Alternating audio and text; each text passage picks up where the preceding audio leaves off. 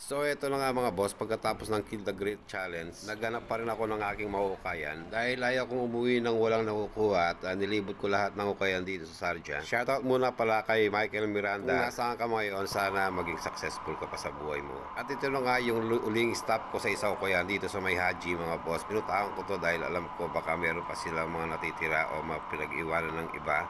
Pinagtsagaan kong puntahan tong mga hoodie nila, baka sakaling makaisa man lang. Dahil napagod ako sa Kill the Great na yun, baka pagkatapos nito is uuwi na rin ako. Kung may gusto pala kayo sa aking mga nauukay, i-message nyo lang ako para maisip ko sa inyo kung anong meron ako. Medyo malalim na nga itong basket na inukayan ko at wala pa yata ako nakukuha dito. At alam ko naman sa sarili ko na hindi ako susuko hanggat wala akong nakukuha.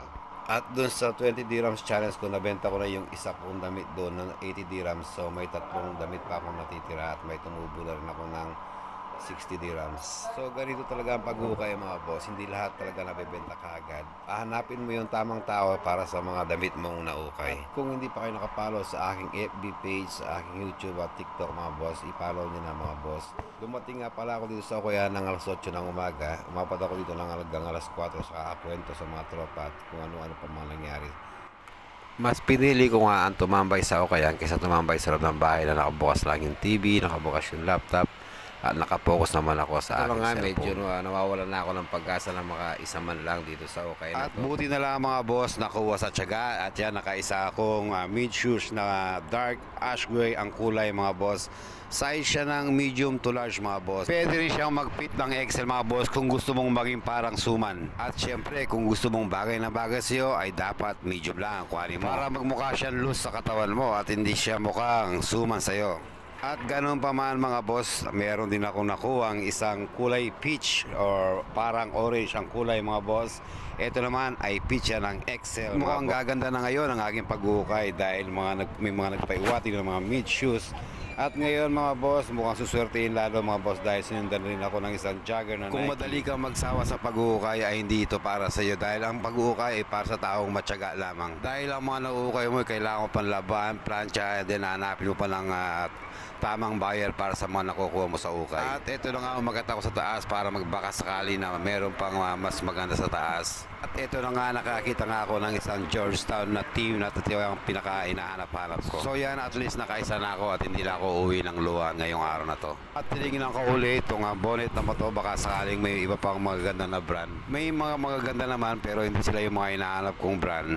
Tanong ko lang sa inyo mga boss, kayo ba anong mga hinahanap nyo sa ukay? Mga branded ba, jeans, t-shirt? Pag-comment naman dyan sa baba kung ano yung mga brand ng mga gusto. So ito na nga mga boss, pwede na ako sa mga nakuha ko. Dalawang mid shoes at isang bonnet na Georgetown. So ito mga boss, titingnan natin yung yung kilo nya. Ayan ang kilo, ito yung items. Dalawang mid shoes, tsaka isang bonnet mga boss. So ayan, 1.2. Magkano kaya yun?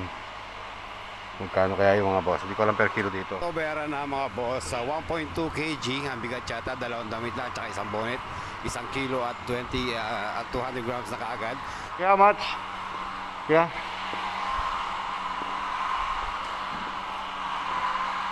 Where? There.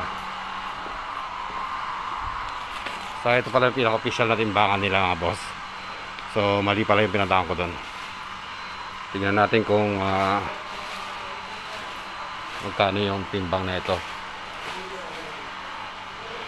So andito tayo sa Pre-Love Haji Ukay. Ayan, 25. Isang 31 ko, this one is selling per piece, 5 per piece for you, 3 lang po. So 34. 34 now. Okay. Ano nga mga boss, lagi ako nakamasa at nakabonet para maiwasan ko magkasakit habang nag-uukay. At yun lang nga mga boss, shoutout sa inyo lahat dyan, sa lahat ng mga nanonood at mga nag-comment sa aking mga video. Maraming salamat sa iyo kung umabot ka sa episode na to. At dito nga pala sa Haji, pagkatapos mong mag-ukay ay may libre kang isang biskuit.